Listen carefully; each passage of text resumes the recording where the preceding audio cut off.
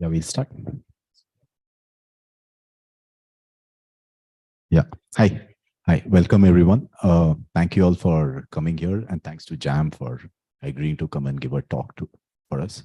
So first, a brief about what is CS Pathshala and what this event is about.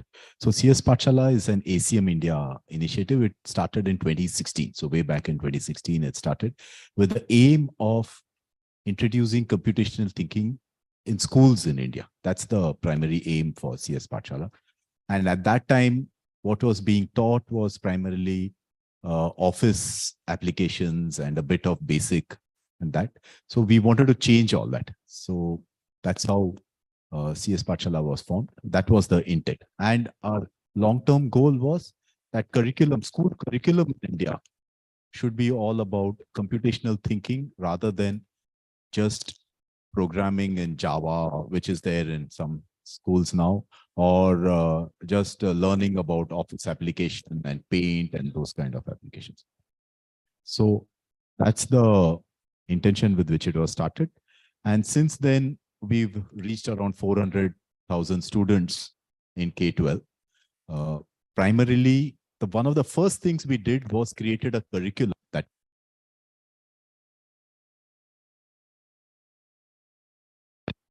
with lecture by lecture slides that teachers can use to teach in the curriculum, because we also wanted to say how that curriculum ought to be. So these content a lot of details about how we get it. And this entire content was created by volunteers. So there were Sonia here is responsible for having mobilized 200 odd volunteers who created this entire content. And if you have not visited this part of the website, I urge you to visit the website and see what the content is and see how we all can contribute towards furthering this content, cleaning up this content in whatever way. We are always volunteers and always happy to. Among other things, now, thanks to Jam, it has become part of the terminology math. Audio live challenges using CP is that there's no room in syllabus for a new subject. We want to try and integrate it with other subjects, math being the most natural neighbor, and could also introduce it in science at some point, maybe. Yeah. Then one of the other things that the CS Pathshala does is run the Babris Challenge, which is a challenge for school children. And it's largely puzzle kind of questions that children are asked. If there may be a maze, saying if this character has to go from one end to the other, what needs to be done.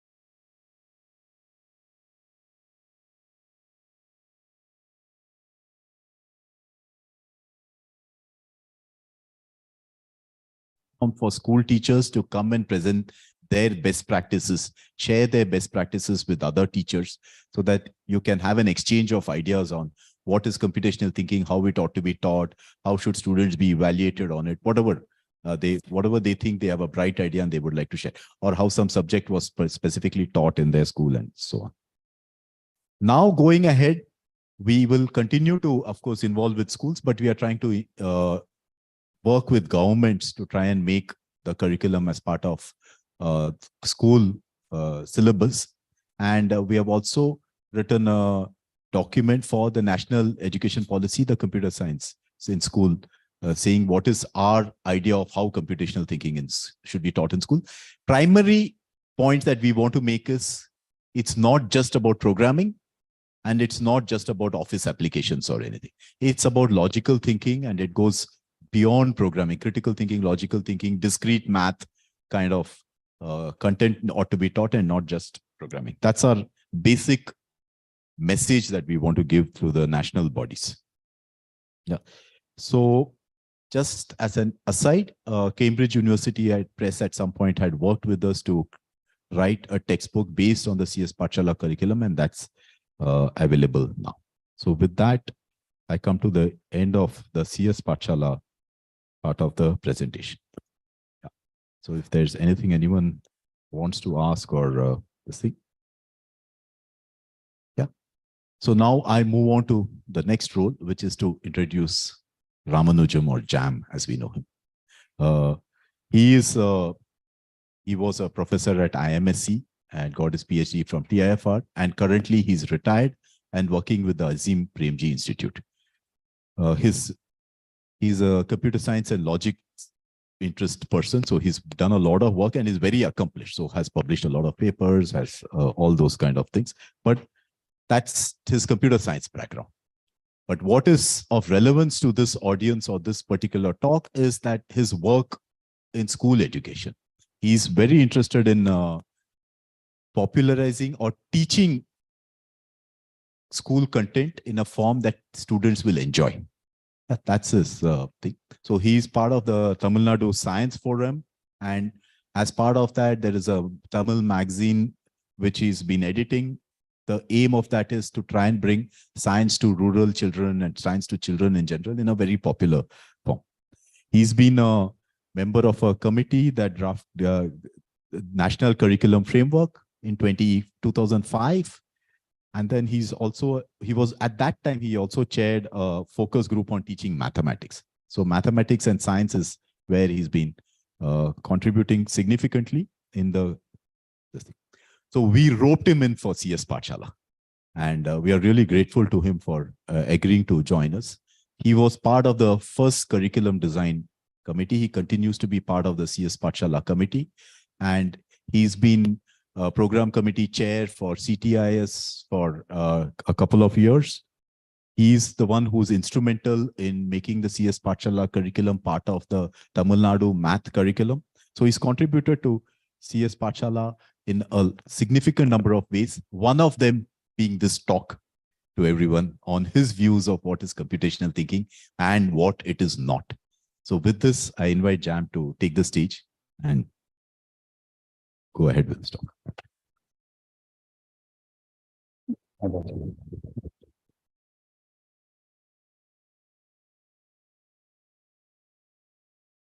Yeah. Oh. Yeah.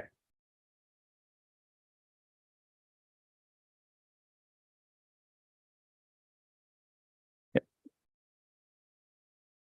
Thanks very much, Venki. And for those who don't know, this was Venkatesh from TCS Research and one of the founders of CS Pathshala. And yeah, okay, so the only TCS that I knew for a long time was theoretical computer science. And, you know, TCS has meant Venki for me for many years. And through Venki, I got to know TCS Research. And the contribution of TCS to CS Pathshala is another thing that he didn't mention. And I think this has been a very, very important part of CS Pathshala work. So anyway, thank you very much. Thanks, Sonia. And thanks to the CS Pathshala team for giving me this opportunity. And of course, thanks to ISET Pune for the hospitality. It's always a pleasure for me to be here.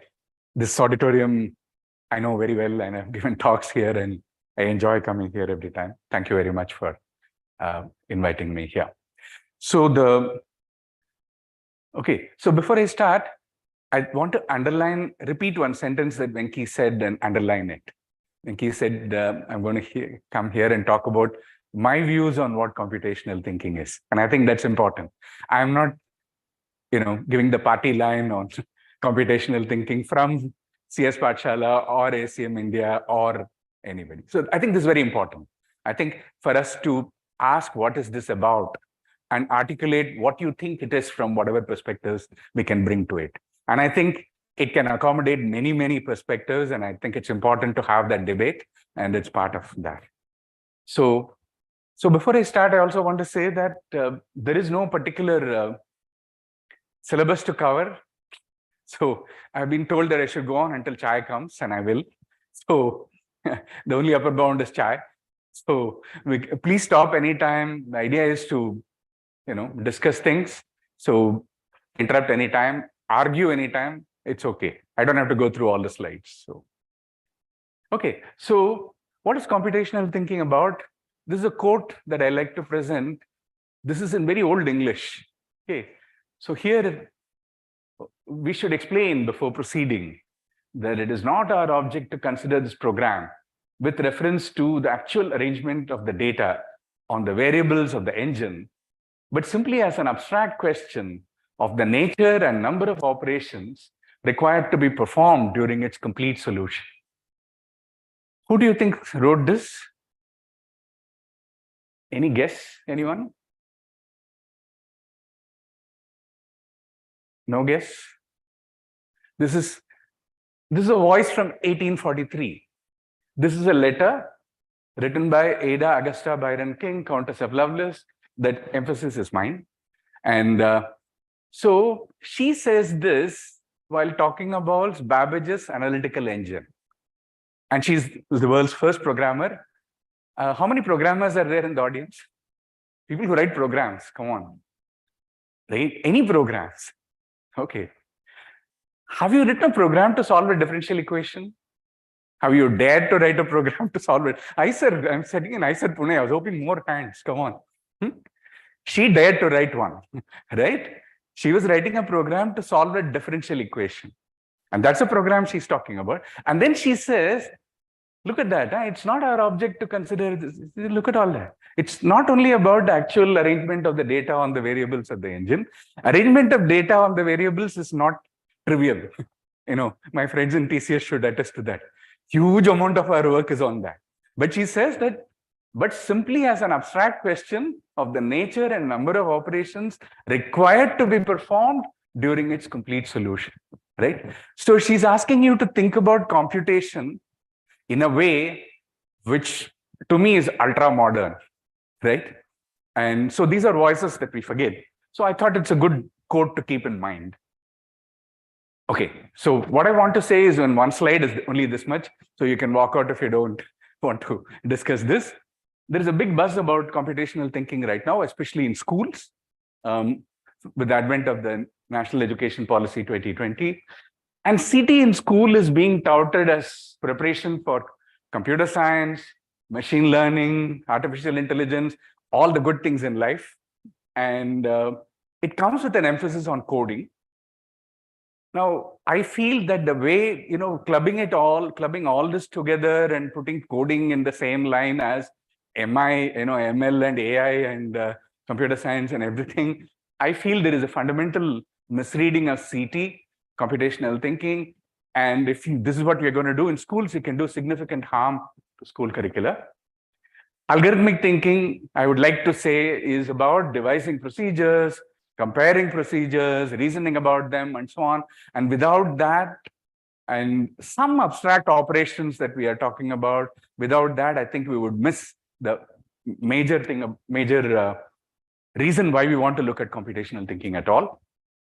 Digital literacy, data organization, and computer programming are important, but we need pedagogic principles for what is appropriate in school, right? How does data organization come within school pedagogy, right? How does, how do we talk about programming in the context of school pedagogy, right? So I think a pedagogic emphasis is very important. And I'm not going to talk about that last part, but that's something very important to be discussed.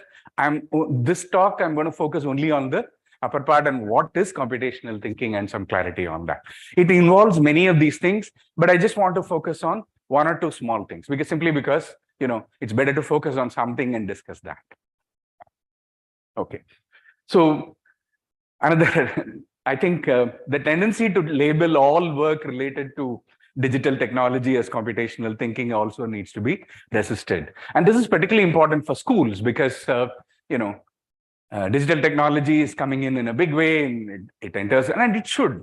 The question is, what is all that? What is computational thinking about is what we want to discuss. Okay. So a lot of the buzz starts with 4.25, right? So this is in the NEP 2020 document. This is one of the items. And let's just read this. It says it's recognized that mathematics and mathematical thinking will be very important for India's future and India's leadership role in the numerous upcoming fields and professions that will involve artificial intelligence, machine learning, and data science, etc. Thus, mathematics and computational thinking will be given increased emphasis throughout the school years, starting with the foundational stage, through a variety of innovative methods, including the regular use of puzzles and games that make mathematical thinking more enjoyable and engaging. Activities involving coding will be introduced in the middle stage. This is what NEP 2020 says. And so, so NEP is telling you we want computational thinking and mathematical thinking. Who can quarrel with mathematical thinking, especially when you say that, regular use of puzzles and games? I mean, Venki, when he introduced me, said that this is the only song I've been singing, right, all along, that mathematics education has to look at these kind of methods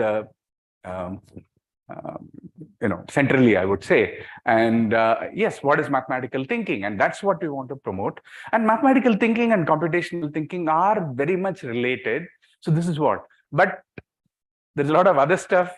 And unfortunately, from what I see increasingly in the last couple of years, I see that a lot of other things from this get picked up, especially the first sentence. And from there, the kind of messaging that happens in schools and curriculum discussions are, go somewhere else. And I've seen that with math education so often, and I see that happening now with coming with computational thinking as well.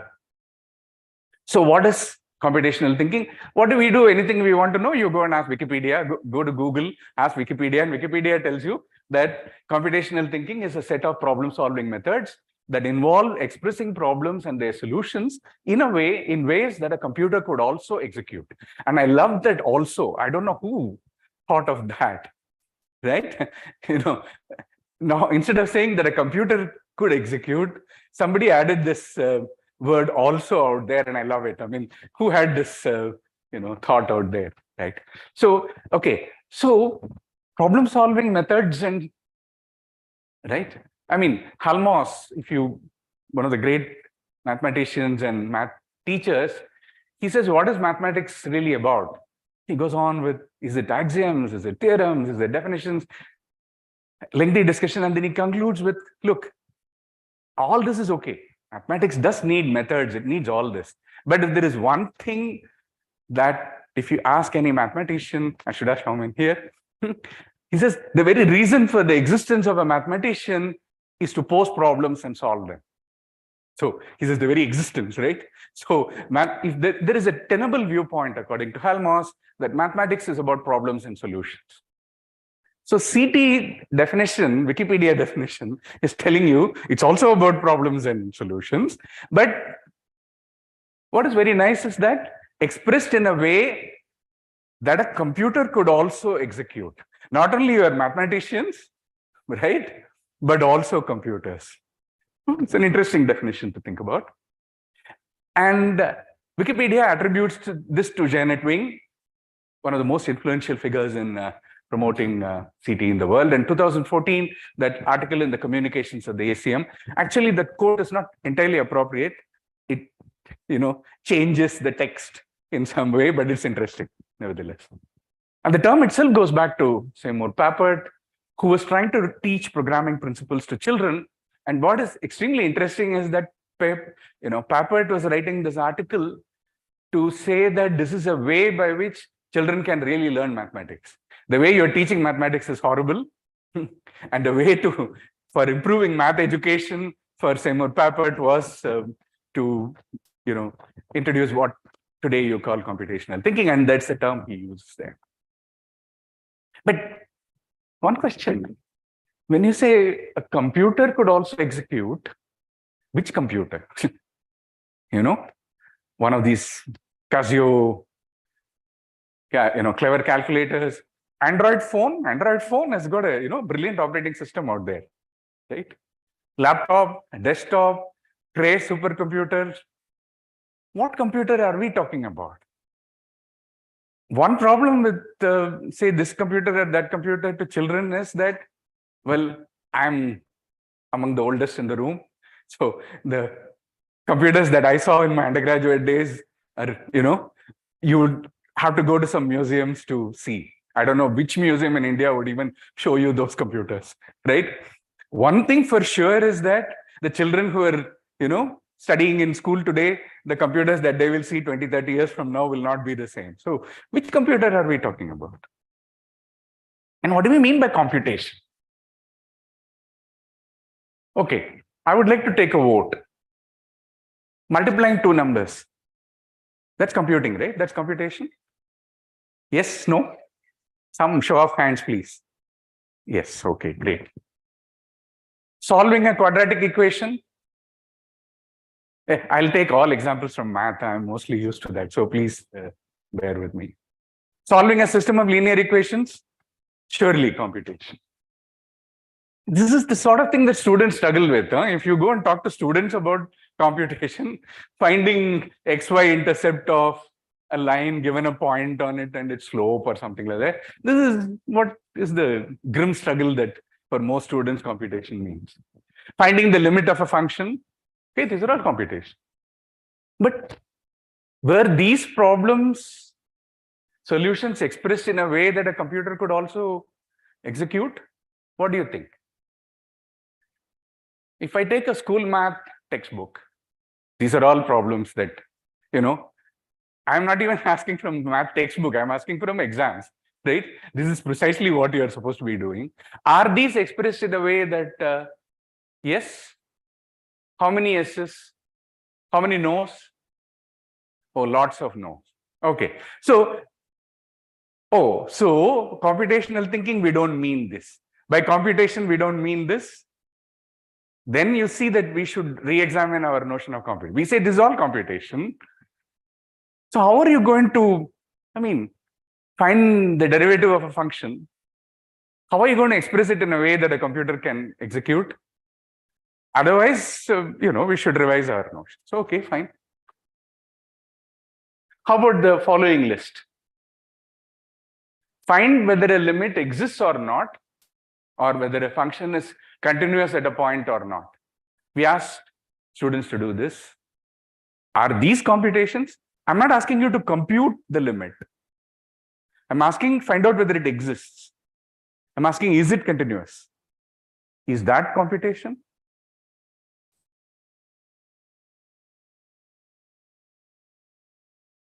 No? I mean, some yes, some no's.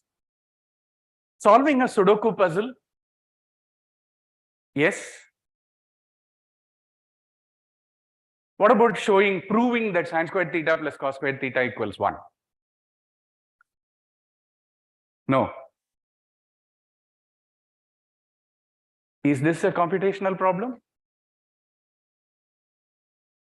You're not outputting some number or anything. Okay. Angle sum property. What about proving that root 2 is irrational? You can see where I'm going, right?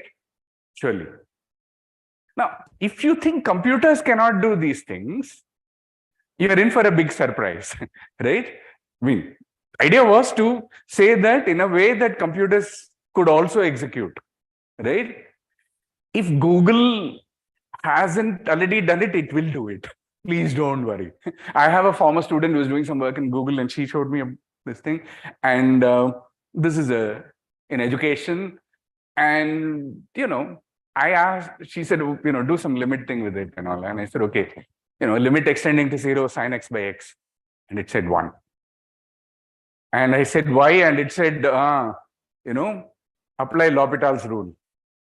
And I said, why? And it said it's indeterminate. So computer can do it, no problem, right? So somebody has posed it in a way that a computer can do it, no? So if that is the criterion, we have to ask what we understand by computer and computation a little carefully, right? I'm not saying immediately, let's say, we want to talk about school curricula and therefore let's aram say, we'll get there. But my point is that let's think a little bit about all this. So let me, the definition of CT we read isn't wrong, But unless you understand the notion of some computing machine, right, sufficiently abstractly, it's easy to confuse. I'm saying it's easy to confuse computing technology, programming, and all these things. It's not that people simply say that, right? Almost all mathematical questions we have considered are amenable to computing, and they all seek some kind of step-by-step procedures. In fact, that sine squared theta plus cos squared theta equal to 1, that proof is how is it marked by teachers? Go to this, evaluate, go to the boards and ask how is the evaluation done. Step by step, it's written. First step carries 1 mark, second step. It's just that, it's meant for execution by children, not by, computers. Computers can do it also. So, on the other hand, I mean, somebody is sitting on Google Meet, right? What is it? What problem is it solving, right? Well, they're not problem solvers at all, right? Operating system, browser, all the stuff that you use, right? Probably 99% of the software that you use routinely is not doing any problem solving at all. So what is this? We said problem solution, computer and all. So what is it doing, right? So I prefer, not just me, I'm saying I here, but a whole lot of people in the community prefer the term algorithmic thinking simply to, not because of any dogma, but to slightly differentiate and keep the discussion in a, focus the particular discussion in a way. Okay, so I'll use algorithmic thinking largely, but I'll also use computational thinking as we go along. So here is an algorithm for multiplying two numbers. This is from the Rhind Papyrus, recorded by an Egyptian scribe, and who, this is from 1650, roughly 1650 BCE, and he attributes it to at least, he says it's been known for at least 300 years. This is the modern, right?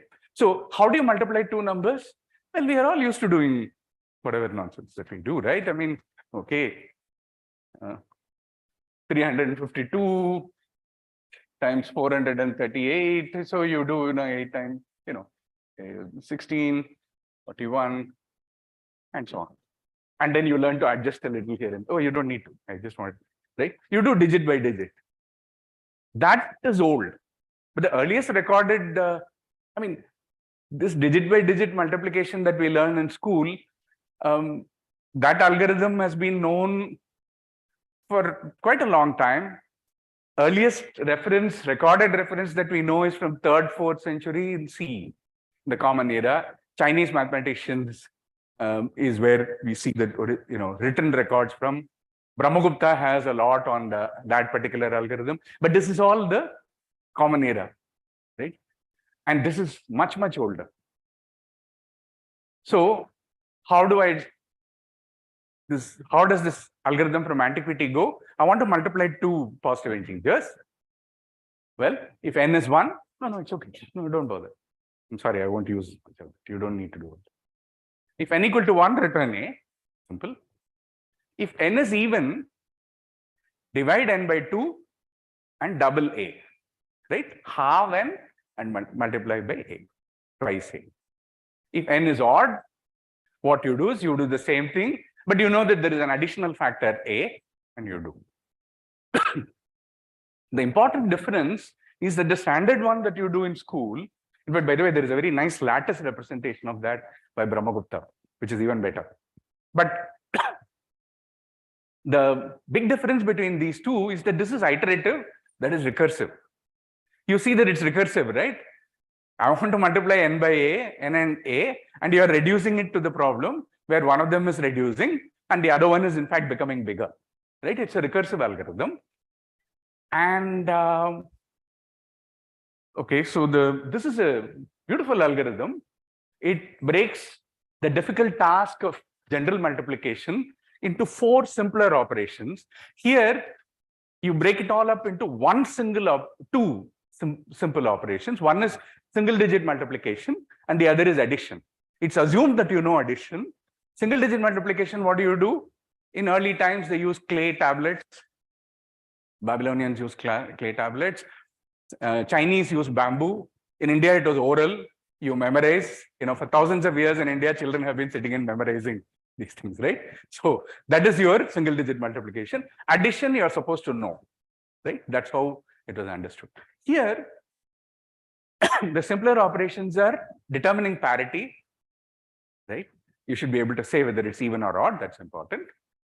Addition, of course, doubling, and mediation, having a number, right? Because, rounding down, you're doing the floor function. That's something you should be able to do. Now, it's interesting that antiquity, people thought that halving and doubling are simple operations. Okay, halving and doubling are very simple operations. And this is something any primary school teacher will attest. Children love when you ask them, oh, is this an even number or odd number? How do you check whether a number is even? Don't divide by 2 and don't say mod 2 equal to 0 and all. Look at the last digit, right? I mean, you have a very nice algorithmic procedure, right? Ignore everything else in the input. Look at the last digit. Then I know if it is 0, 2, 4, 6, 8, it is even. If it is 1, 3, 5, 7, 9, it is odd. Wonderful. That's a lookup table that you can memorize. And 0 to 9 is what anyway you memorize since whatever pre-KG or something straight. So checking if something is even or odd is good, easy. Dividing by 2, well, again, very similar idea. You can do that, except 0. Okay, so that's true. Okay, this thing will come back. I think it should be okay.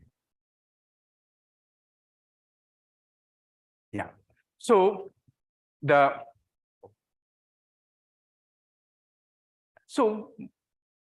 and actually, if you think about it, both the algorithms are actually the same when you analyze them. If you think about this, if you have an m-digit number and an n-digit number, how many operations that you need? Order mn operations, right? M is the number of digits and n is the number of digits. Here, if you look at it, well, there is a recursion, so you have to go down by, you're going down by n, right? Log n times log a, well, same thing, order number of digits. So in terms of running time of the two algorithms, they are identical. But what you consider easy and what you consider difficult, right? Who is doing is important. So if you compare the two algorithms, you realize they're doing pretty much the same thing. But in fact, the most ancient algorithm is the most modern one. Why? This is exactly what you need for binary. If I represented the two numbers in binary, how would you multiply them? Well, this is the one to implement, really. Because what is dividing by 2? What is dividing by 2 on binary? Yeah, multiplying by 2. Shift right, shift left, right? It's a very simple thing to do, right?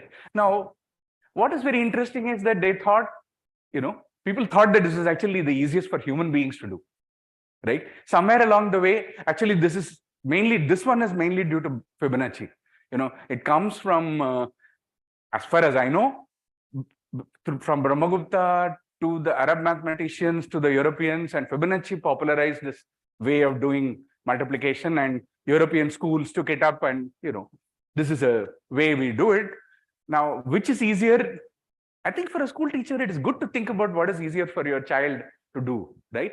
So computation by human beings, when we talk about computation thinking in schools, I would like to underline repeatedly that we are talking about computation done by children, right? When we are talking about primary schools, we're talking about computation done by primary school children. Computation in middle school is computation by, by computing devices, by middle school children, by high school children. Then come computers, right? Then to even think of what it means for computers to be able to do it. Which computer are you talking about? To Alan Turing, a computer meant a human being. Right? Computer, when he writes, he means a human being who is doing computing. Right? So you can talk about human computers, right? And that makes a lot of sense, to all kinds of algorithms. Now, algorithms, when you talk about in school, has been said, I work in math education and I discuss with teachers, children are used to algorithm all the time. School math is all about algorithms, in fact, right? So almost all content areas of school mathematics involve learning of some procedures. Is that what CT is about anyway? Well, since the time of the Industrial Revolution, right, math pedagogy has always privileged learning some specific algorithms, right? And in fact, these perhaps constitute the most useful part of school mathematics. And that is why schools work very hard to, put enormous pressure on kids to make sure you learn those algorithms or not, or else sort of thing, right? And well, this kind of learning procedures was very important for human beings. And because these were human beings computed results, enacting those procedures. And remember that when people said machines those days, they meant thermodynamic engines, right? When they said machines, they're not talking about digital stuff, right? Talk about machines like, steam and, Babbage was talking about, Babbage's analytical engine was also something of that kind, right? Oh, thank you very much. Yeah, thank you. So please understand that these algorithms that we teach children, which was important in the Industrial Revolution time, because human beings had to learn and go and do it. When you go to the workplace, all those things are today, doesn't matter that you're talking about limits or derivatives. All of them have now been automated. There is really no problem for using tools for doing these things, right? So it's not because of that we are teaching them to children now. If we are still doing that, that's a problem with math education anyway, right? So we are hoping that learning these things is doing something else to your mathematical thinking, right? That should be the objective of math education anyway, right? So computational thinking, when children are going to do computations, learn certain algorithms, work through some algorithms, it should help their thinking in some way, right? It's not because children are going to be called upon to do those multiplications. These multiplications are better. When did you last multiply 2 3-digit numbers in your life? You tell me. When did you last add 2 6-digit numbers, right? What does a 6-digit number mean to you? To me, it means a pin code number, right? It doesn't make any sense to add 2 pin code numbers, right? What does a 10-digit number mean to you? Only thing it means is mobile number. Somebody gives a 10-digit number and asks if it's a prime. It's a good question, but completely meaningless, right? But we do this to children, right? We don't. Thankfully, nobody does that with 10-digit thing. But I have seen at least one exercise in a school book. Venki, what's your mobile number? Sorry, please. Oh, come on. He says some 735 How many crores? How many lakhs?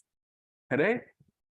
I mean, if I ask somebody, right, what is your mobile number? And he starts saying, oh, this is, so many crores, so many lakhs, so many thousand, and so on. Okay, you're being funny, which is always good.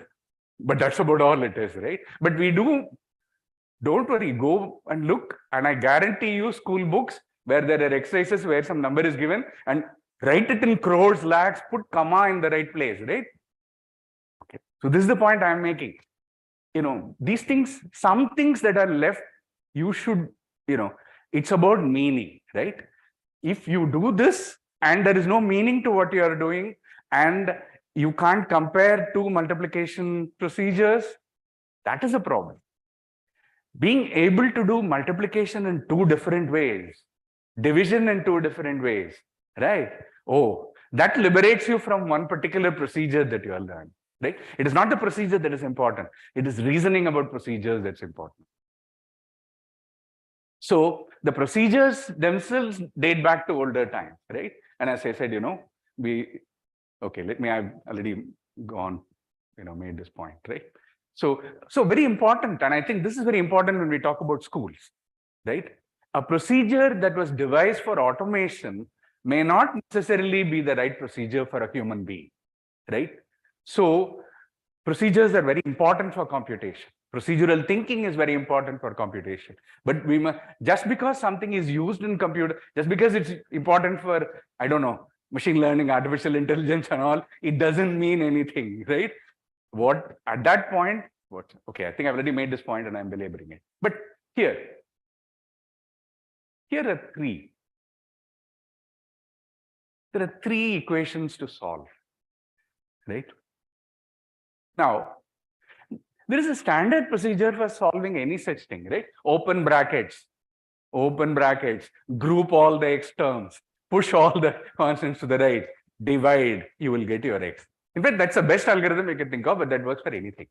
But you would be silly to do that in the first case, right? In the first case, you realize that there is a 5 sitting there, right? You say that it's 5 times x plus 1, and that is x plus 1 is 2. Look at it, and x is 1, right? That reasoning is far more important than being able to solve the second one where you got 11 hanging around there, right? So, okay. And the third one, there is an x plus 2, right? So, looking at it, and for a child to be able to realize that the first one can be grouped, and it makes it easy. The second one can be grouped, and it makes it easy unless you are terrified of fractions, which many people are. And the third one is that grouping is problematic. You should open, right? That's what we are talking about here. It's not about solving this equation, right?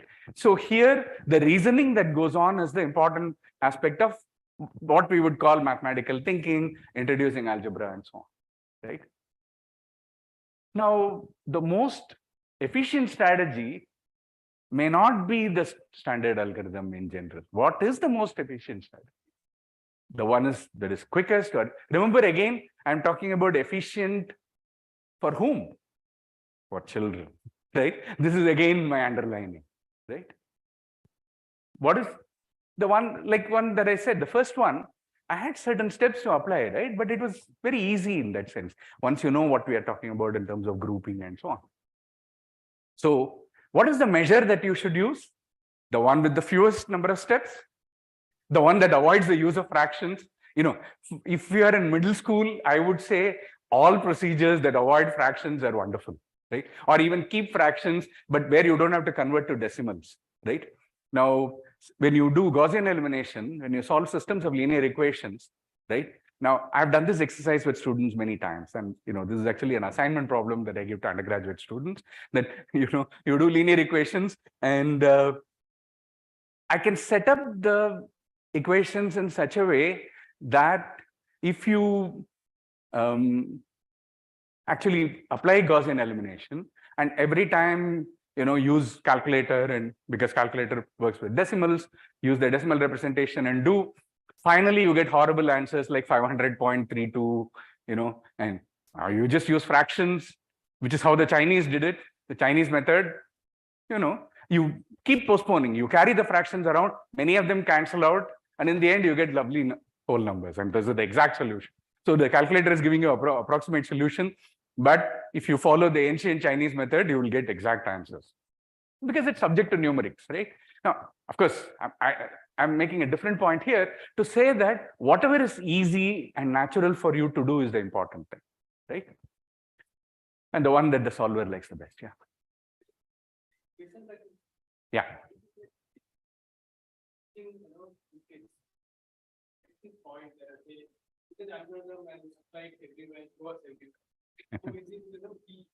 It's not only another point is community something you can only learn from experience if you can. Correct. Good, very good point. Yeah. So I'm so far only talking about it from the viewpoint of the children, right? You are bringing the teacher perspective, and that's extremely important, especially when you talk about schools. Is that, I mean, if our primary, so okay, this is slightly outside. What is our primary purpose of teaching algebra in middle school, right? It's about teaching a form of algebraic thinking, right? Unfortunately, the whole goal of school algebra has become solving equations in number fields in some particular way, right? Solving equations is very important for algebra, right? But the point is that in school, what we are talking about is not to teach the universal, most powerful single algorithm. That's best for computers. Here, the objective is to learn algebra, learn the language of algebra, right? And to express, to talk, ideally, I hope, to talk the language of algebra.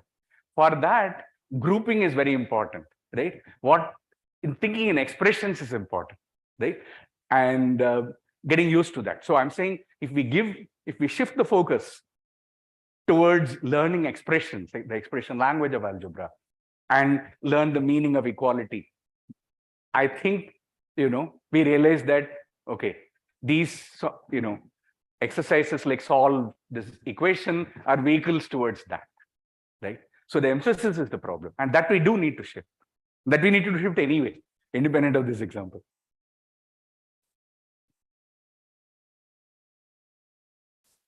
Yeah.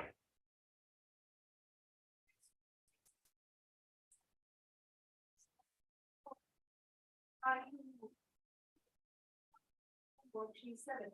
And I realized that, even simple things, students or children, they grasp in a very different way. Yes. So when you are saying it's good for the kids or it's easy for the kids, are we sort of generalizing that everybody? Oh, no. Beautiful. Yes. So, okay. I'm talking about shifting the emphasis from easy for computers to easy for children, right? And when I say, I think that was one of the things that I've written there. Where was that? Oh, I've lost that slide somewhere. Yeah, here. The one that the solver likes the best. To me, that is very important. Especially when you're talking about children, what children are engaged with. And it is an important thing that different children like different ways of solving problems. And that's normal, right? I mean, some people are good at analytical things. Some people are good at geometric visualization, right? Some people, you bring in very different kind of strategies, right? And what does teaching teach you? Is that it's not that if there are 50 children, there are actually 50 strategies in class. No, there are 4 or 5, right? It's true that there is variety, but not so much that you can't do anything about it. If there were actual 50, every individual child was absolutely distinct in this, teaching would be very hard. Teaching might be, in fact, impossible. But the truth is, it's not so. But we have to work against the, what we said in National Curriculum Framework 2005. To me is the central problem as far as math education is concerned, the tyranny of the one right answer got by the one algorithm that is in the textbook. That's what we are talking about liberating from. The moment there is some multiplicity, right? Some multiplicity of algorithms, approaches, methods that you can compare, just that sufficient room is, I feel, enough already. But of course, it would be great if we can look at what every child wants and do. Maybe that's not possible, but at least some way for different strategies, right? Okay, so let me not go on with this kind of example. Okay, so all this is to say that children learn many algorithms in school. I have taken examples only from mathematics, as I said, because that's what I'm most comfortable with. But actually, school education, people who think, can show many such examples, right? Algorithmic thinking is slightly different. This is not what is there in math, right? And importantly, it is not about learning and enacting algorithms. We ask children to be computers and enact certain algorithms, right? It's not about that. It's not about converting algorithms into program code in what I was talking about, if you look at the examples that I saw. It has to do with reasoning. Reasoning is at the heart of the whole business, right? And of course, I'm not saying anything new. I mean, especially since I take mathematics context, right? Mathematics is about reasoning. Unfortunately, that's one of the best kept secrets about math in school, right? So what does reasoning about algorithms mean in general? Devising them, yes, in such a way that they can be programmed. That's very important. I have to keep adding that, okay? Because there are certain algorithms that you can write so abstractly, it's not clear at all that they can be programmed. Comparing them, and I think this to me is very crucial for school education, right? Being able to look at least 2 of them and compare, right? Selecting them. Ideally, you should select which is best, in what context, right? If I've got a couple of methods. Modifying them purposefully. This is also not easy. I can give some examples if anybody is interested. I just wanted to say that There are many opportunities in school for these things.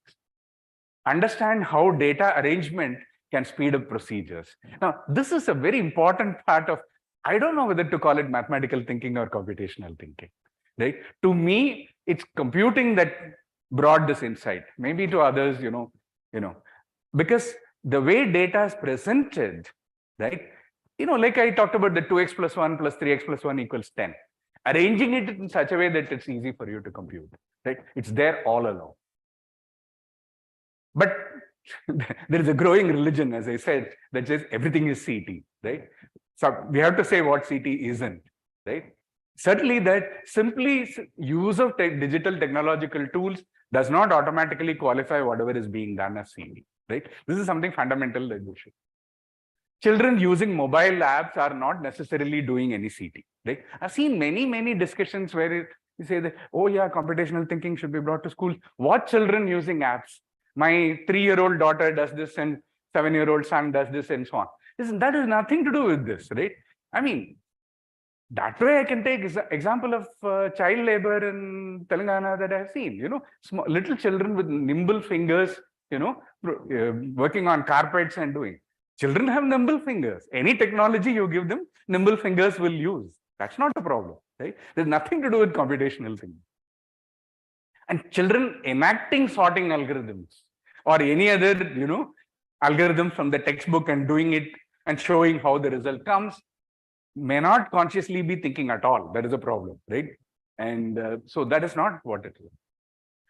Coloring maps and geography could be related to CT, but usually isn't, right? So just by seeing the activity, let's not. So the thinking part, the reasoning part is extremely important. And that is why I'm trying to underline that. So what about computational thinking, mathematical thinking, and some other thinking? I don't know. I see design thinking, systems thinking. I don't know how many thinking T's there are. Probably a lot more. Yeah.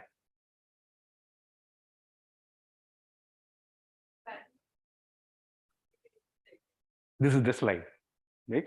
Some ask whether it is simply yet another aspect of mathematical thinking dressed up in fancy clothing, right? Some math teachers have actually told me that what is all this stuff that you're talking about? Finally, it's all mathematical thinking and just, you're jazzing it up, right? Okay. No. I think there will be, I'm hoping there are enough people who agree and disagree. I feel it's something to be debated, right? It's not completely trivial to me. That's why I'm saying I do think there is a genuine case to be made that algorithmic thinking does differ. It does offer new aspects that distinguish it from mathematical thinking. But I think it's a matter of debate.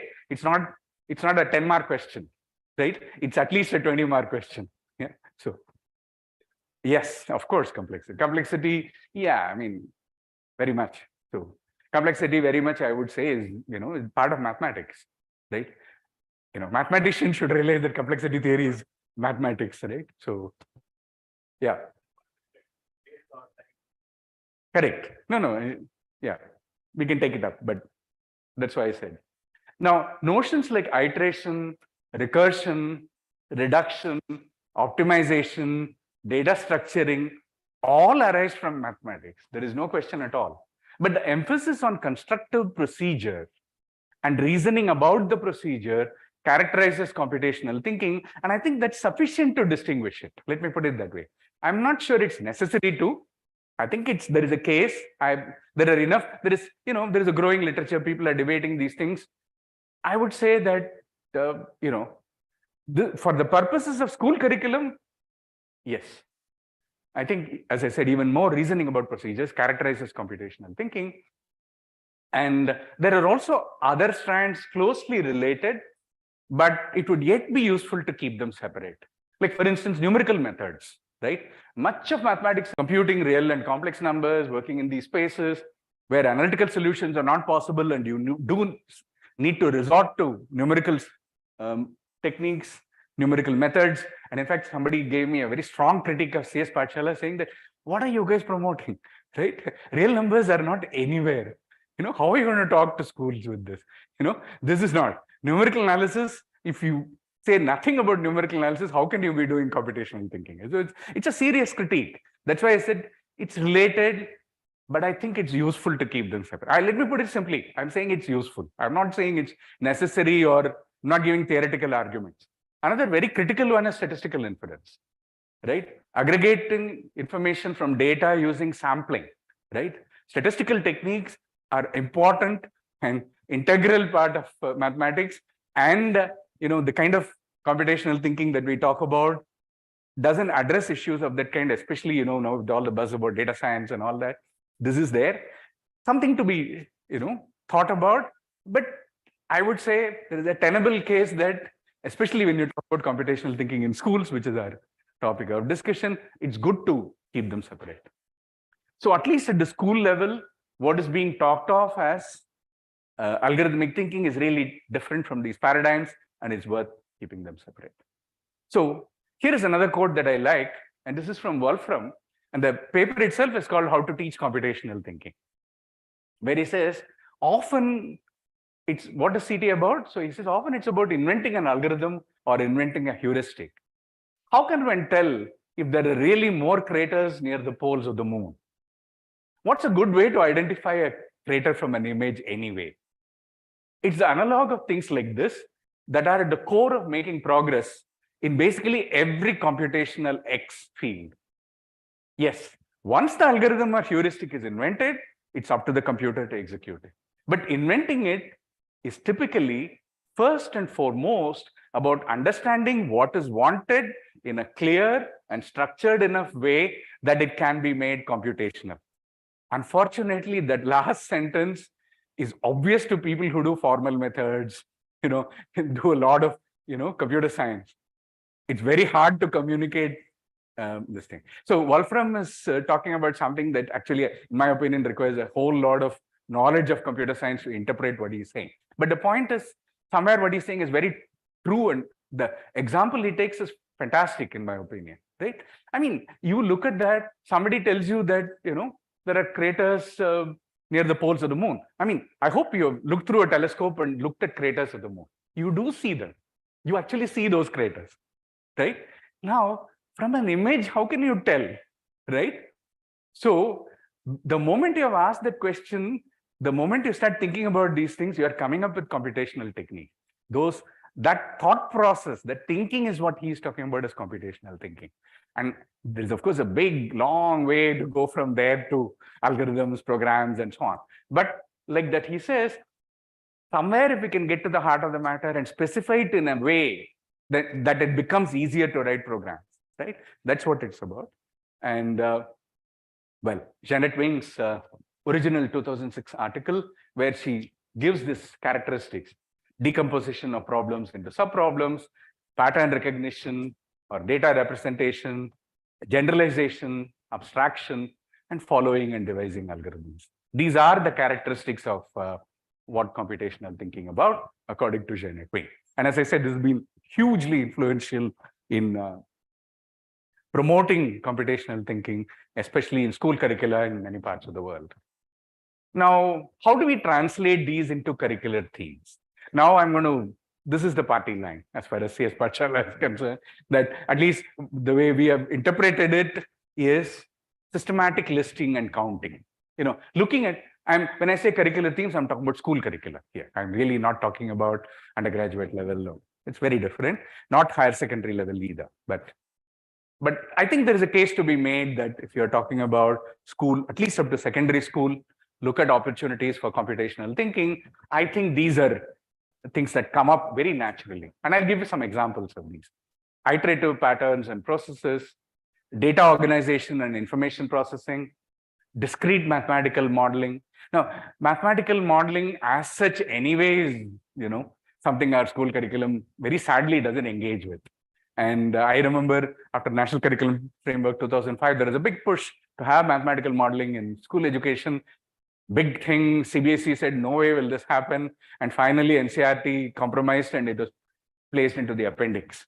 And you know what happens once it goes into the appendix, right? So it's a good signal that it's not important for board exam. And most schools don't touch anywhere near that. But mathematical modeling is a case to be made that one of the important goals of mathematics education is to help you with mathematical modeling. And even there, discrete modeling is something that we don't think about at all. So there has been very little effort on discrete modeling and teaching that. I would say even at undergraduate level, but certainly at school level. And following and devising algorithms, which is of course at the heart of many things that we say. And of course, programming, right? So, I mean, there is a reason to list it last in this, because in some sense, very often, that is the only thing that people pay attention to and miss all the others. But it's an important part, not because it's the least important. And digital literacy. And one very interesting thing is that math education already offers scope for a lot of these, right? And of course, I'm pushing it in the context of math education. That's my personal way of looking at it. Well, come on. Somewhere we have to move away from find the answer to how do you know the answer, right? I mean, this is very small children. When I ask them to add 204 and 78 for me, before you do, tell me the order in which you will sum them, right? Now, we want children at that point to realize that 2 and 78 are easy to add for children, right? And children realize that. And you ask, if you do not ask this question, this is important. If you do not ask that question, children would write 2, 104, 78 and have enormous trouble in aligning them right. And if they don't align them right, they have a problem. I mean, there's nothing natural about aligning things, huh? Okay, it's a learned thing for children. And of course, when it's a learned thing, you make mistakes, right? But then look at it. If you ask this question, immediately they realize that 2 and 8, 10. So 78, even with hard say, you look at it and say 80. 80 and 104, okay, now you can do, and there is a 0 sitting there in the middle, which could make it easy or hard. That's a matter, school teachers know better. But the point is that question is, generally, what do you look for when deciding what is the order for adding numbers in your head, right? That's, to me, computational thinking here, right? This is data organization, but we are talking about very small children, these terms are irrelevant. You're in a conference hall with lots of people, anywhere between 100 and 150, room like this. Capacity is 240, right? Okay, so it's a decent number. How would you actually count how many there are, right? And more importantly, how do you know you have counted them all, right? And how would you be able to verify that the answer that you have got is correct? These are very important for children, right? So to, when ask children to count, when the way they are seated in the classroom matters, whether you form a circle matters, and if they call aloud, how you do it, and hey, I am not counted, somebody can me, and so on. All this is happening. And then at the end of it, you ask the child, have you counted yourself? Oh, did I? Oh, okay. So those last questions, right, are very important for computational thinking here, right? It is that process of verification. It is the process of reasoning that I'm talking about. Once again, there is a procedure, but you're going a little beyond the procedure. Then if I ask questions like, okay, what about how many pairs of rationals sum up to 2/3, right? No, are we talking about positive, negative? Okay, this can be fun. Kindergarten classes, right? Why do we say the numbers in the same order when we count, right? Oh, this is a great fun thing to do with very small children, right? Now, 1 to 10, 10 to 1 are okay. Can I start in the middle? Ask this to children. They all want to start in the middle when they, when you ask them to do, except that you don't know how to go. 5, 6. Should I go to 7 or come back? And when I come back, where should I come back to? And then where should I? So it's just navigating these numbers. But, okay, count toffees for 10 children. How can we be sure that you counted all toffees and all children? Anyway, to check. Children, chairs, examples. There are too many chairs, too few chairs. What do you do? I mean, I give 20 objects to children, right? How do you know, right? Have you counted them all? Can you count 15 of them without touching? right? How do you do it? Count these silently. Okay. What is the last number you counted? This is also great fun, when you go back. My point is that each of these, and this is arithmetic with children, right? But it gets you into thinking, right? It gets you into thinking, talking, which is fundamental. And perhaps one of the biggest problems in math education anyway is that children don't talk mathematics, right? So we are talking about, getting children to talk all over. Anyway, with small children, that's never a problem. They love to talk. Primary class, right? Is there a quick way of finding 10 more than a given number, 10 less than a given number? Children love this, no problem. 157, that's easy. 167, 147, right? That's still, and we are penalizing them because they make mistakes when they are doing 157 plus 243, right? But how many ways can you show me 3 adding 5 is 8? Show me 2 numbers whose difference is 4. This is great. A lot of right answers, right? This is not one right answer. And how many different pairs of numbers can you give me whose sum is 10? How do you know you have counted them all? So this is another very interesting thing. Children very often are 1 and 9, no problem. 2 and 8, 3 and 7, 4 and 6, 5 and 5, 6 and 4. But you already said that, right? Yeah, but okay.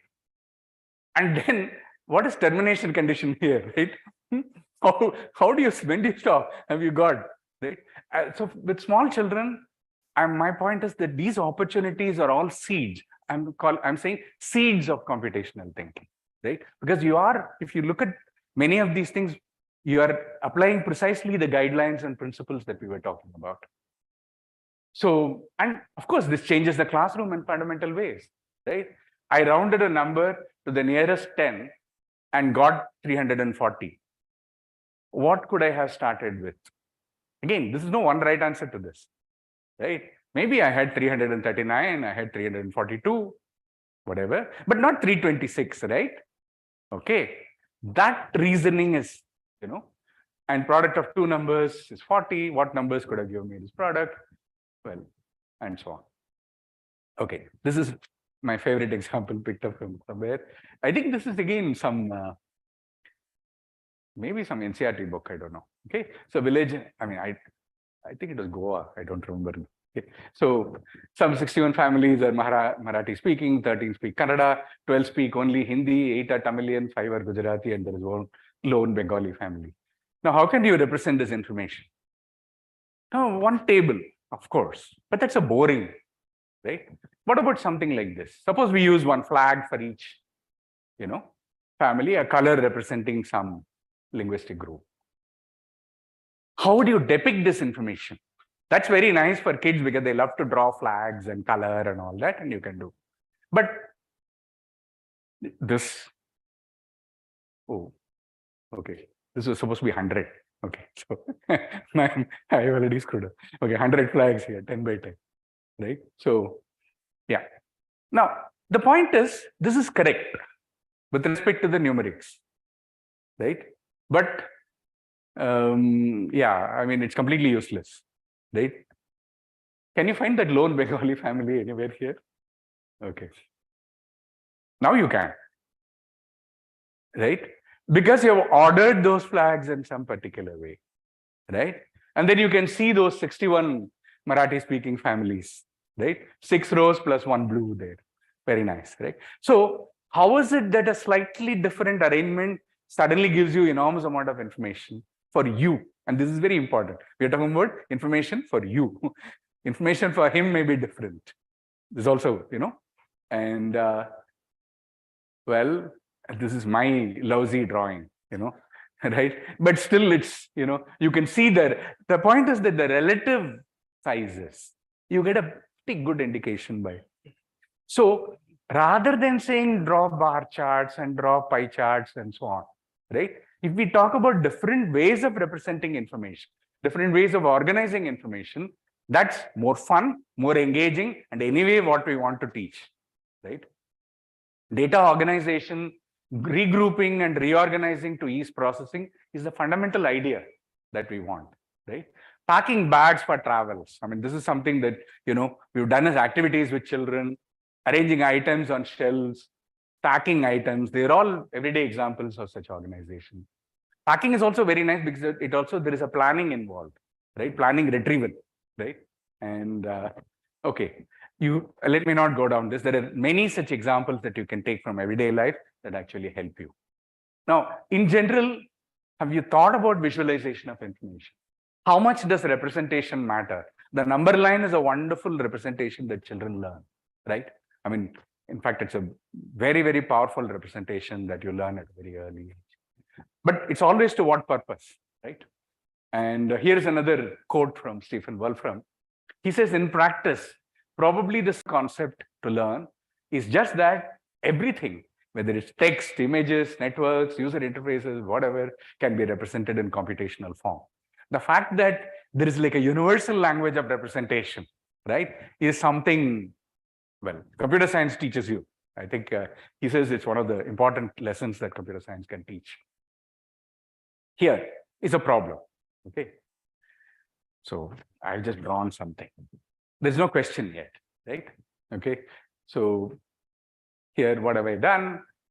In both, I've just drawn a square with some points on this grid, right? And here is another square and a square. Here, I'm looking for different squares and squares. Now comes the question. If I have a 4x4 grid, what is the greatest number of counters you can place on the grid without 4 of them lying in the corners of a square, right?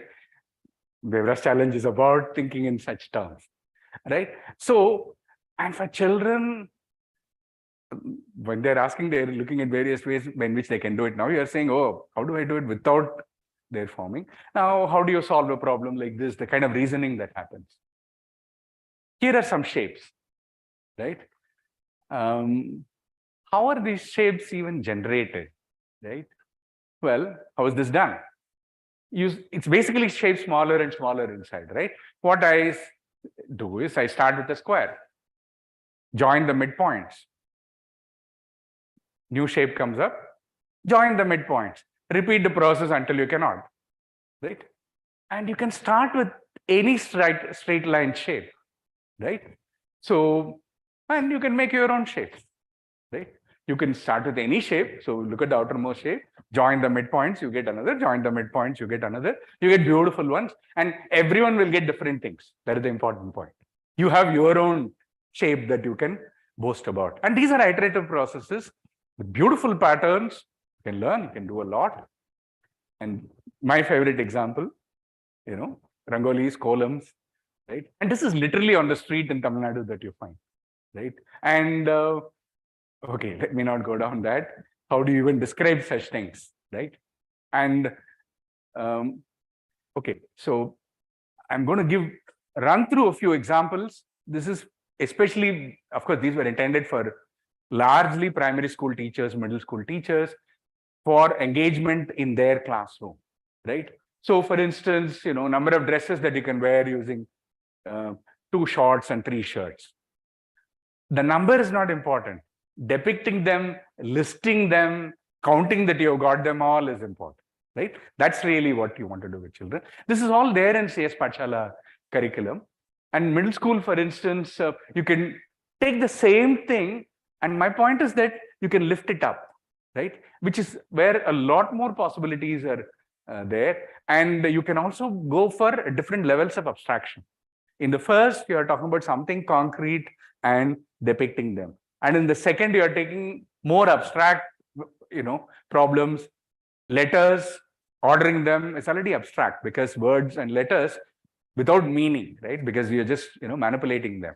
And when children do that, and this is again born by experience also, is that, and when you ask them, okay, how do you know? You've got them all. How do you have?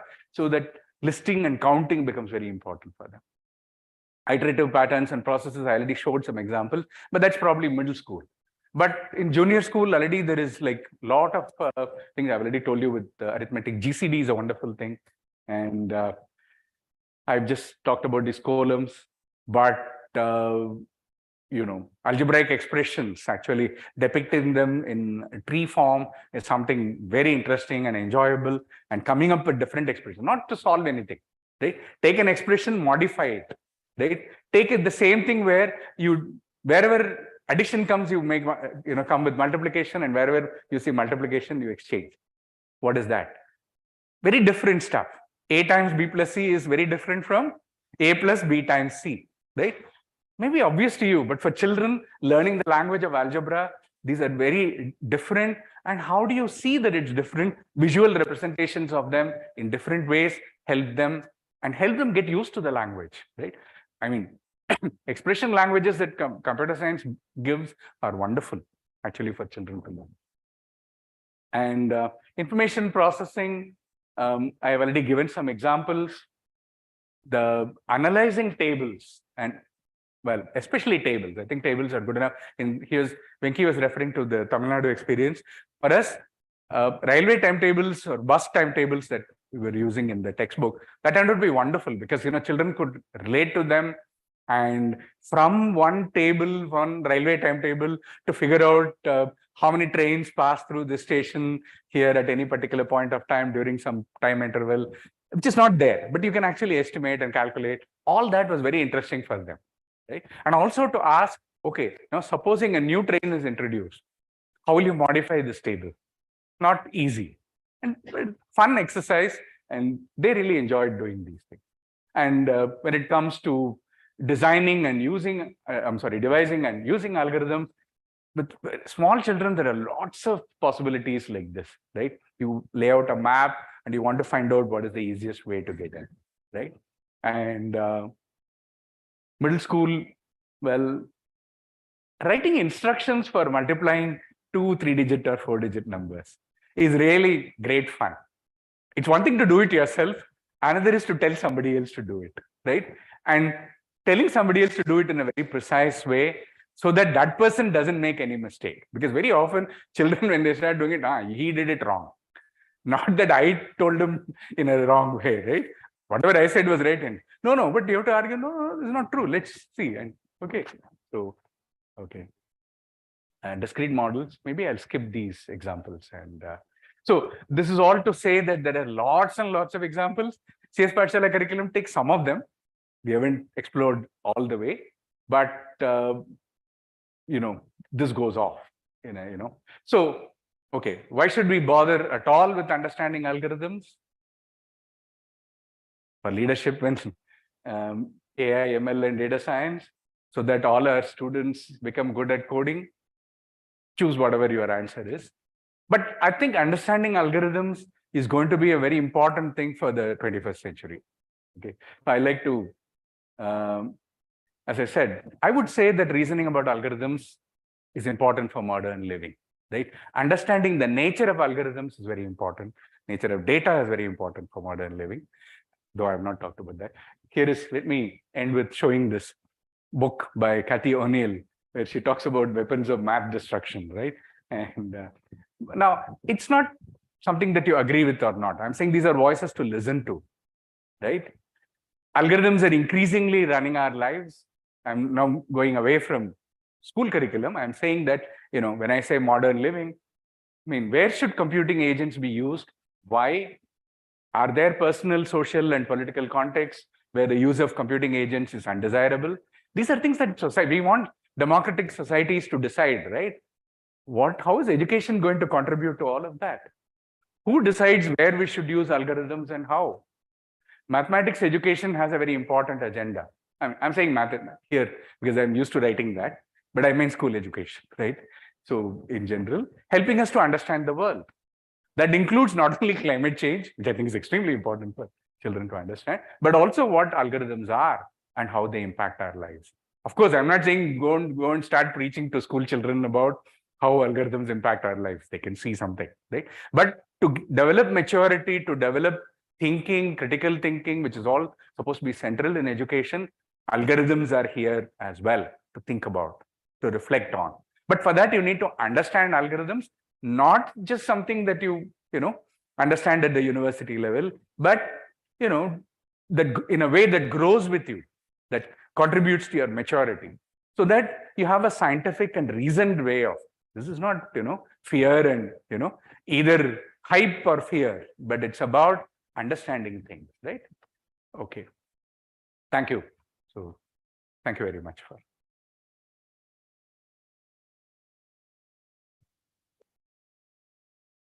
Any comments? Most welcome. Yeah.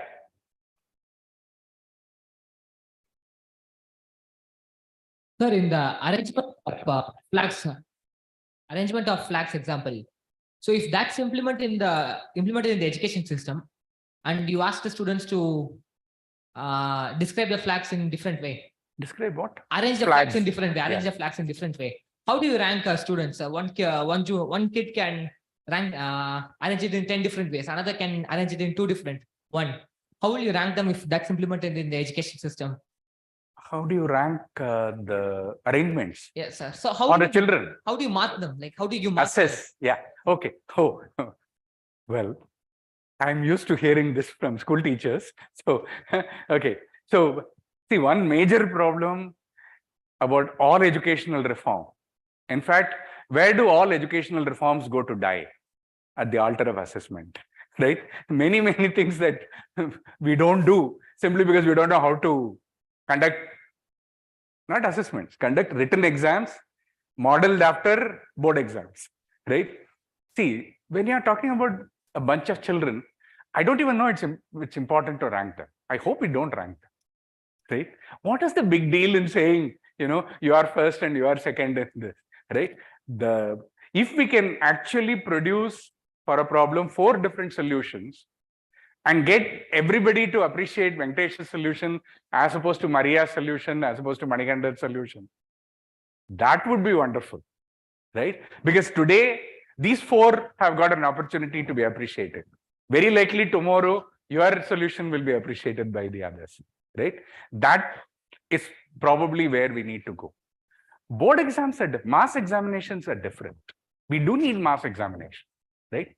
And mass examinations can do examination only in a particular way. Unfortunately, class 7 September exam, when I conduct with all the children that I know, is modeled exactly after the way board exam is conducted, right? That's a problem. Even when I know, so when I am teaching you, I am the one who's taught you, I know who you are. And in fact, for school teachers, I mean, I've actually done this exercise many times with school teachers. Here, okay, before you actually give the paper, you tell me, what is your expectation of how he will do, how she will do, how? You have a very good idea. It is not that you have to do this and give the ranking too, right? To assess, none of this is needed. Evaluation, many of this is finally to, in fact, with small children, it's not even to communicate with the children, right? Children can't understand 87 marks versus this thing. It's to communicate with the parents. So it's for a completely different objective, right? So we should not worry. I mean, my short answer is, of course, you can say, I'm outside that thing, right? Very easy for me to say and go away. I know all that, but that is why I said it's a problem. But somewhere we have to look at children's understanding and talking and doing these kind of interesting different things in an engaged way, right? So for the one who is the so-called top-ranked student, none of this matters. For the one who's sitting quietly, dreading, waiting for the bell to ring, these things matter, right? Yeah. Sorry, the one behind you. Can I? Hello, good evening, sir. Excellent talk, sir. It's so my thinking is it's egg and the chicken problem. Like, for example, when you are posing a particular problem and it is unknown, but there's a solution, correct? As you told, according to one of the researchers, that once it is invented. So once in the curriculum, it's already invented or discovered. And the teacher comes with a solution. So sometimes the computational thinking, we are limiting to the students because he knows what is the best way. So that's what is the challenge I was thinking how to overcome. Thank you so much. It's a beautiful question. And see, there is the mathematician Hans Freudenthal somewhere says that the objective of mathematics education is, of course, he's talking in the math education context. And the objective of math education is to create opportunities for your students to pretty much rediscover mathematics, but recreate it as if things were known all along, right? So remember, when you say it has already been invented and so on and so forth, not for the student who is sitting there, right? It doesn't exist. So you want to somehow create that sense of discovery in your student, right? And that is possible. Not for everything. I'm not saying that, therefore you can sit and, come up with Newton's laws tomorrow. I'm not saying that. But quite a bit children can discover, students can discover. And giving that opportunity to explore and discover what is that space available, that's what we are talking about. I agree that translating it into curricular terms, syllabus terms, what can be done in the morning of September 15th is not easy. Assessment is not easy. But somewhere we still have to address this central question. Yeah, and after that. Yeah. So, sir, I wanted to ask that this is completely based on my past like education and stuff. So it was not that we had a lot of time, like if we looked at, if you're talking about multiplication, there are a few things that everyone needs to know, and that only comes by practice. So if we add things, then where is the, like, what something needs to be removed to make place for this? Of course, yeah. So what will those things be? Absolutely. See, curricular space is the most contested thing, whether it's, there is somebody behind who's been waiting. I think he's been waiting for some time, and then we'll move here. Yeah. And I think the on-side is also waiting. So mostly, curricular space is highly contested. So of course, it's true that you bring in something, of course, you have to, remove something. So one thing that, at least in our work, what we have been doing is that how much ever you can push into school mathematics, right? You sell. I mean, quite a lot of what I'm selling is through that, because there is space for already programming. Well, many schools have that space for programming, but it's just that we say, okay, in a different way you can do, etc. Right? So a use of existing space within the school curriculum is very important. And I think there is. For instance, the whole idea of data handling that is there in school, right? It's just a matter of looking at it in a slightly different way. I think that's possible. Not everywhere. It requires more work. It requires this thing to be worked out. And my suspicion is that many different models are possible. We are talking about like one particular way of doing it. But I do think that, at least what we are talking about is well within the realm of possibility. And also by removing some of the wrong things we are doing a lot of, huge amount of memorization, mindless equation solving, where anyway 2/3 of the class are modded out of the whole thing and are simply waiting for bell to ring and the compulsory system to end so that, you never have to look at it again, right? So it's moving from that situation. Yeah. Good evening, Professor. It's a very nice talk. Actually, in algorithmic thinking, while going through literature, I came across a statement. I feel that I should get light of the statement from you. What do you think about that? It goes on like this, that, to iterate is human, to recurse is divine. It goes like this. So I want you to just throw some light on that.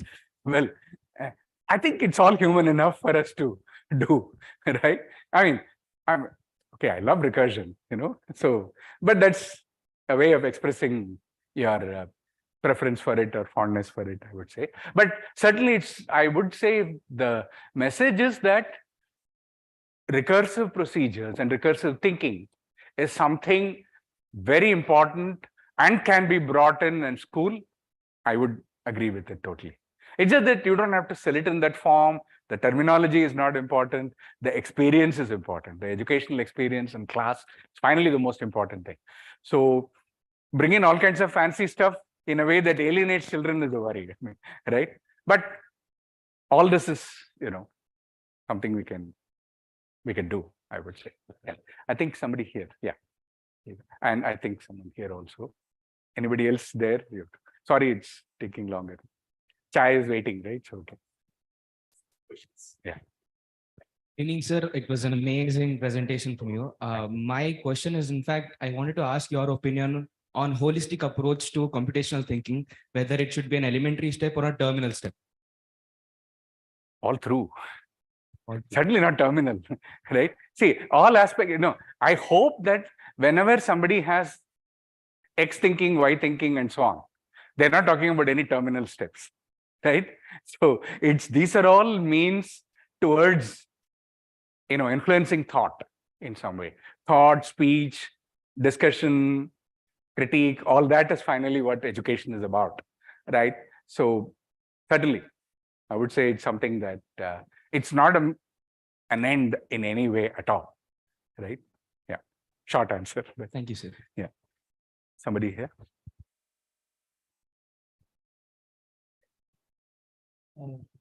Hi, sir. The presentation was really nice. So my question is that in your example of addition of 78 plus 2, sir, the thing is that it is more of a thought process, like which Correct. numbers to add. Correct. And in my school days, I still remember some of my maths teachers tell Alan, don't do mental maths, write the steps on the paper. So in such a scenario, sir, how do we, analyze whether, because it's different for different students. So how do we analyze this mental process of students? No, I don't know. I mean, I think we should. It's a sorry thing that we are not privileging mental math. Let me put it that way. I think it's. I feel sorry for it because I think that we are after all talking about thinking, right? Those are mental processes. So, and I think to encourage thinking and speaking, which comes very close, it is very important to do mental math. Written steps are important. I'm not saying no. Written work is very important. The disciplining that comes with written work is extremely important in school all along, right? But somewhere we are losing sight of the main thing by doing this, right? By having only, privileging only written work. So, and especially in, I think, whether it's algorithms, mathematics, it doesn't matter. I think this problem is always there that the formal language takes over. Because remember, in Tamil, my language, it's crystal clear. Written language is different from spoken language, right? And we don't speak in the way we write. Well, me at least, I know texting is very close to speech. So I am too old to understand that. But written language to me is different, right? So by insisting on only written work and not, giving opportunities for speaking, right? We are shutting up a whole lot of, many children simply, mod out, not for me sort of thing. That is the problem. So I do think that problem is not there. Problem is with that emphasis on saying, no, don't do mental math, do only this thing and do apply only in this particular way. That's a real problem. Yeah. And then Priyanka.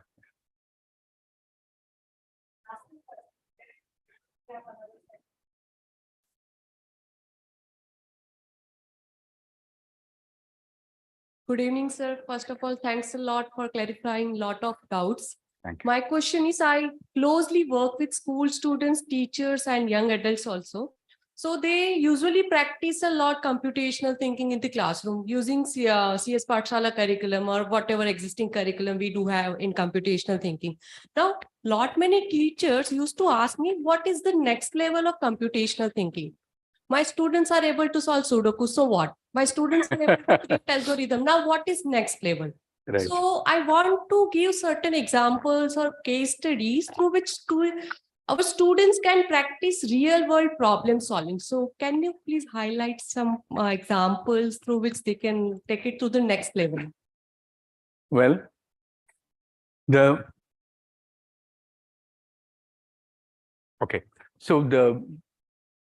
but real world problems as such come with all kinds of baggage. So let me take that separately. But if you're talking about next level, one thing is that I think we are not yet there in terms of devising algorithms.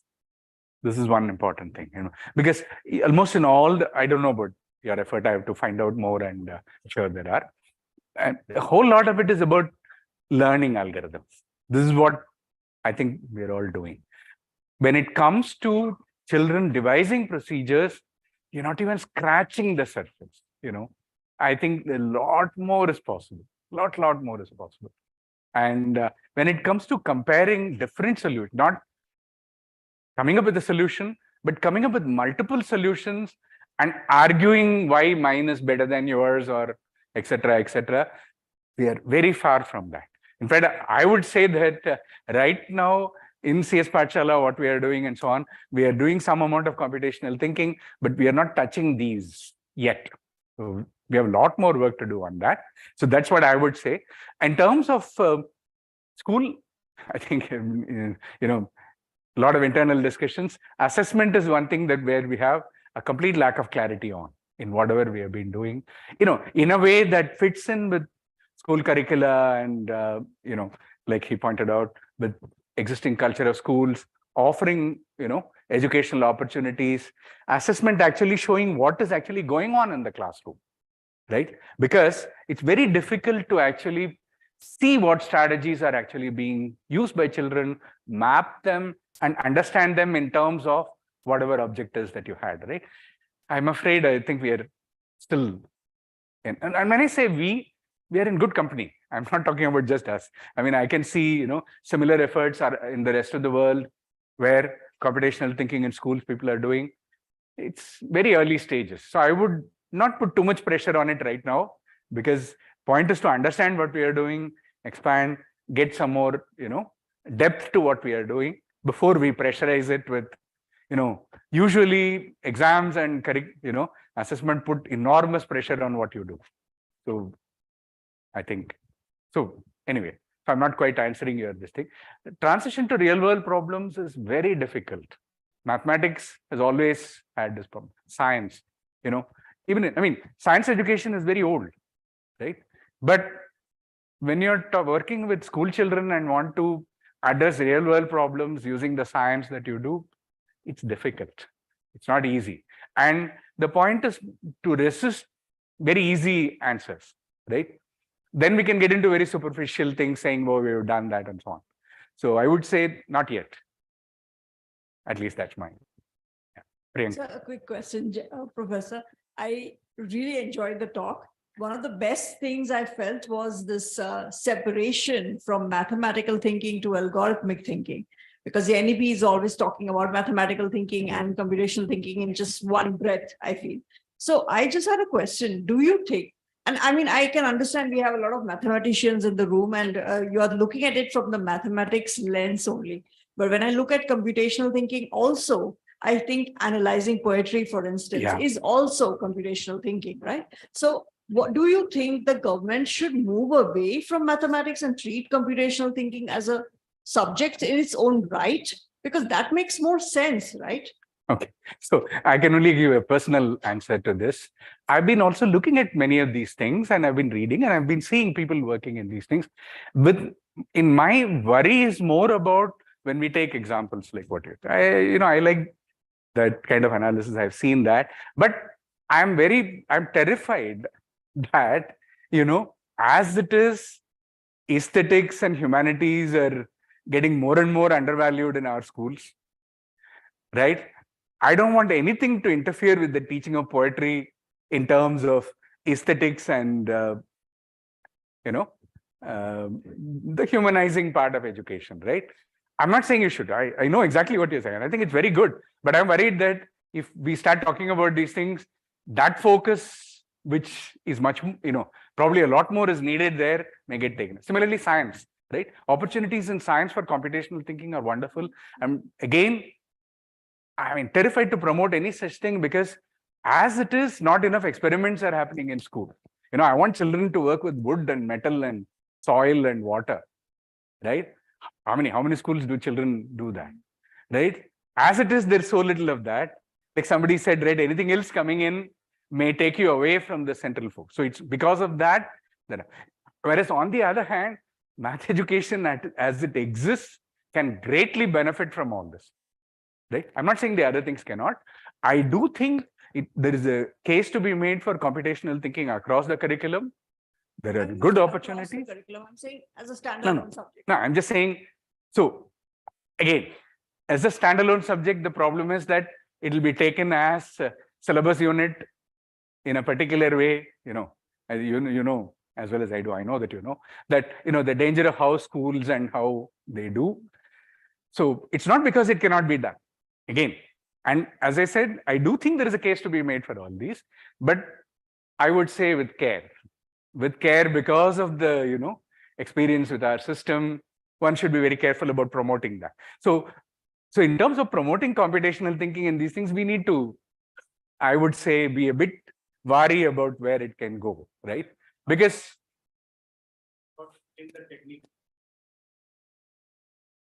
well, finally, it's a matter of what happens, right? And you don't want to be responsible for, Thank you. Thank you. Thank you. Sorry, thank you. Okay, so thank you to Jan for making time to be with us. And I think let's have a round of applause. Oh, thank you. Thank you. Thank you very much. Okay. For token of appreciation. Thank you. You too. Great.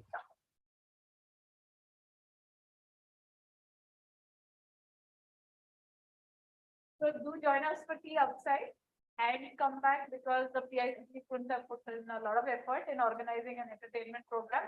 And I think how much time? 15 minutes? Okay. So after 15 minutes, can we all assemble? Thank you so much.